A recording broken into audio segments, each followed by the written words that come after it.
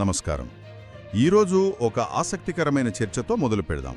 ప్రపంచ ప్రఖ్యాత వార్తా సంస్థ రాయిటర్స్ నుంచి వచ్చిన ఒక కథనం భారత రాజకీయాల్లో ఒక పెద్ద దుమారమే రేపింది.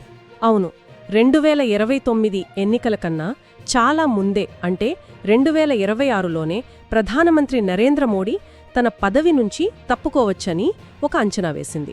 అదొక్కటే కాదు కదా? కాదు, అది కేవలం ఒక ఊహాగానంతో ఆగలేదు. ఇంకో అడుగు ముందుకేసి మోడీ తర్వాత ప్రధాని అయ్యే అవకాశమున్న కొందరి పేర్లతో ఒక జాబితాను కూడా ఇచ్చింది. ఆ జాబితాలోనే అసలు విషయముంది. అమిత్ షా, దేవేంద్ర ఫడ్నవీస్ లాంటి పేర్లు సరే, అవి ఊహించగలం.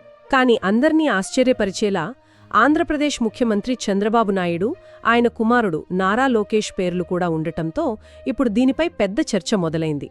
నిజమే. సరే, ఈ విషయంపై కొంచెం లోతుగా మాట్లాడుకుందాం. అసలు ఈ కథనం వెనుకున్న ఆధారాలేమిటి? మోడీ నిజంగానే తప్పుకునే అవకాశాలున్నాయా, లేక ఇది కేవలం కల్పిత కథనమా? దీని వెనుక ఉన్న రాజకీయ విశ్లేషణను పరిశీలిద్దాం. అయితే మొదట అసలు విషయానికొద్దాం. ఇది రాయిటర్స్ అధికారిక అంచనానా, లేక ఇక్కడే అసలు విషయముంది? విశ్లేషకులు చాలా స్పష్టంగా చెబుతున్నారు, ఇది రాయిటర్స్ అంచనా కాదు, రాయిటర్స్లో వచ్చిన ఒక అంచనా.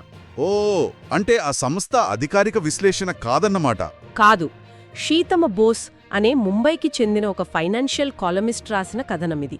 ఒక్క నిమిషం, ఫైనాన్షియల్ కాలమిస్టా? ఆర్థిక విషయాల గురించి రాసే వ్యక్తి ఇంత పెద్ద రాజకీయ అంచనా వేయడమా? ఇది కొంచెం వింతగా లేదు?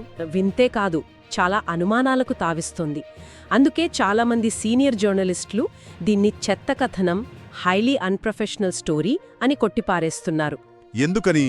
ఎందుకంటే మోడీ ఎందుకు తప్పుకుంటారు అనేదానికి ఒక్కటంటే ఒక్క బలమైన కారణం లేదు, ఒక్క ఆధారం లేదు. కనీసం పేరు చెప్పడానికి ఇష్టపడని ఒక బీజేపీ నాయకుడి కోటైనా? ఏమీ లేదు, అంతా గాలిలో రాసినట్టే ఉంది. అందుకే దీని వెనుక ఏదైనా రాజకీయ ఉద్దేశం ఉందేమోనన్న అనుమానాలు బలపడుతున్నాయి. ఇదొక కుకప్ స్టోరీ అనిపిస్తోందని విశ్లేషకులు భావిస్తున్నారు. సరే, ఈ కథనం నిరాధారమనేది అనుకుందాం. కానీ ఇదొక ప్రశ్నను రేకెత్తించింది కదా. నిజంగా మోడీ స్థానం అంత పటిష్టంగా ఉందా? ఉంది. దానికి చాలా బలమైన కారణాలున్నాయి. అన్నింటికన్నా ముఖ్యమైనది పార్టీ మద్దతు. అంటే 2029లో కూడా మోడీ నాయకత్వంలోనే ఎన్నికలకు వెళ్తామని బీజేపీ జాతీయ అధ్యక్షుడు నుంచి హోంమంత్రి అమిత్ షా వరకు అందరూ పదే పదే చెబుతున్నారు. పార్టీలో ఆయన మాటకు ఎదురులేదు. కానీ ఆ 77 ఏళ్ల వయసు నిబంధన గురించి ఎప్పుడూ చర్చ వస్తుంది కదా. అది చాలా మందికున్న అపోహ. నిజానికి ఆ 77 ఏళ్ల నిబంధన అనేది బీజేపీ రాజ్యాంగంలో ఎక్కడా రాసిలేదు. ఓ, అలాగా? అవును, అది కేవలం ఒక అనధికారిక మార్గదర్శకం. అవసరమైనప్పుడు దాన్ని పక్కన పెట్టడానికి కూడా వెనుకాడలేదు. కర్ణాటకలో యెడియూరప్ప విషయంలో అదే జరిగింది. అంటే ఆ నిబంధన మోడీకి అడ్డంకి కాదంటారు? అస్సలు కాదు. ఇక రెండో కీలక అంశం ఆయనకున్న ప్రజాకర్షణ.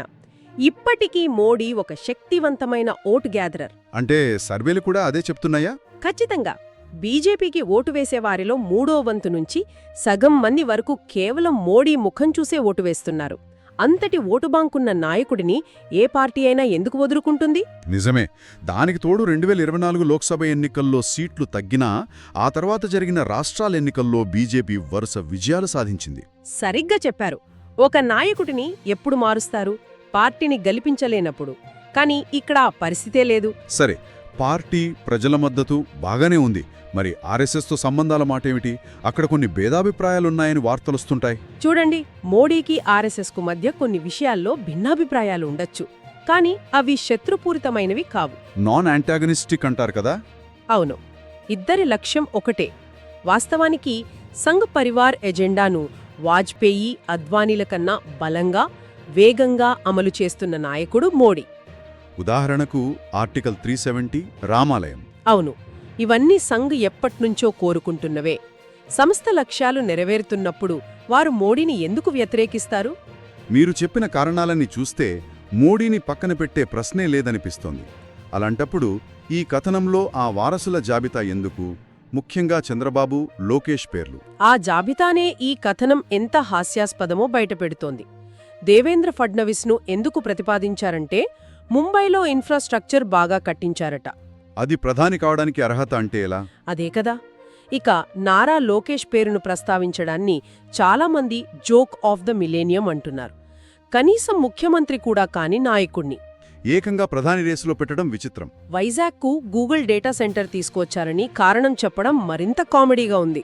నవ్వుతో గూగుల్ డేటా సెంటర్ తెస్తే ప్రధాని అయిపోతారంటే బహుశా చాలామంది ముఖ్యమంత్రులు లైన్లో ఉంటారు. సరిగ్గా అదే. ఇక చంద్రబాబు నాయుడు పేరు చేర్చడంలో కొంతైనా ఆలోచించాల్సిన విషయం ఉంది. ఎందుకంటే ఆయన దేశంలోనే అత్యంత సీనియర్ రాజకీయ నాయకుల్లో ఒకరు. అవును, ఆయనకు సుదీర్ఘ అనుభవం ఉంది కదా. ఉంది. కానీ ఆయన పేరు ఎప్పుడు పరిగణనలోకి వస్తుందంటే భవిష్యత్తులో బీజేపీకి పూర్తి మెజారిటీ రాకుండా సంకీర్ణ రాజకీయాలు అనివార్యమైతే అప్పుడు మాత్రమే ఆయన పేరు ముందుకు రావచ్చు. అంటే ప్రస్తుతానికి ఆ పరిస్థితి లేదంటారు? లేదు. ఇప్పుడు టీడీపీకి అదనంగా ఒక కేంద్ర మంత్రి పదవి ఇవ్వడానికే బీజేపీ సిద్ధంగా లేనప్పుడు ఏకంగా ప్రధానమంత్రి పదవిని ఇస్తుందనుకోవడం అత్యాశ అవుతుంది. కథనంలో ఇంకో పాయింట్ కూడా ఉంది. ఎన్డీఏ కూటమిని బలోపేతం చేయాలంటే మోడీ తప్పుకోవాలని. అంటే ప్రస్తుతం ఎన్డీఏ బలహీనంగా ఉందా? విశ్లేషణ పూర్తి విరుద్ధంగా ఉంది. 2024లో బీజేపీకి సొంతంగా సీట్లు తగ్గినా కూటమిగా దాని రాజకీయ శక్తి 2019 కంటే ఇప్పుడు మరింత పటిష్టంగా ఉందని ఒక వాదన ఉంది. ఎలా? ఇది వాజ్పేయి ప్రభుత్వం కాదు, మోడీ ప్రభుత్వం. ఇక్కడ మిత్రపక్షాలు షరతులు పెట్టి బ్లాక్మెయిల్ చేసే స్థితిలో లేవు. అంటే అధికారం మొత్తం బీజేపీ చేతిలోనే ఉందన్నమాట. ఖచ్చితంగా. కాబట్టి ఈ పరిస్థితుల్లో నాయకత్వ మార్పు అనే ప్రసక్తే ఉత్పన్నం కాదు. మొత్తం మీద రాయిటర్స్లో వచ్చిన ఈ కథనాన్ని దాదాపు అన్ని విశ్లేషణలు నిరాధారమైన కల్పితమైన కథనంగా కొట్టిపారేస్తున్నాయి. అవును. ముఖ్యంగా వారసుల జాబితాలో అసంబద్ధమైన పేర్లను చేర్చడం ఈ కథనం యొక్క అసలు ఉద్దేశాలపై అనుమానాలను మరింత పెంచుతోంది. దీని వెనుక ఎవరున్నారనే దానిపై పీఎంఓ కూడా ఆరా తీస్తున్నట్లు సమాచారం. అవును, అలాంటి వార్తలొస్తున్నాయి. సరే, ఈ చర్చ ముగించే ముందు ఒక ఆలోచనను ఇక్కడ వదిలిపెడదాం. ఈ కథనం అవాస్తవం కావచ్చు, కానీ ఇది ఒక ప్రాథమిక ప్రశ్నను ముందుకు తెచ్చింది. ఒక నాయకుడు ఎంత అజేయుడిగా కనిపించినా వారసత్వ ప్రణాళిక అనేది ఏదో ఒకరోజు తప్పనిసరి కదా. ఖచ్చితంగా. మోడీ అనంతర బీజేపీ ఎలా ఉంటుంది అనే ప్రశ్నను ఈ కథనం మనందరి ముందుంచింది. నిజమే. భవిష్యత్ నాయకత్వాన్ని నిర్ణయించేది రాజకీయ సమీకరణాలా, సంఘ పరివార్ సైద్ధాంతిక ఆమోదమా, లేక కార్పొరేట్ ఇండియా ప్రాధాన్యతలా? ఈ శక్తులలో ఏది అంతిమంగా బీజేపీ భవిష్యత్తును నిర్దేశిస్తుంది? దాని గురించి ఆలోచించాలి.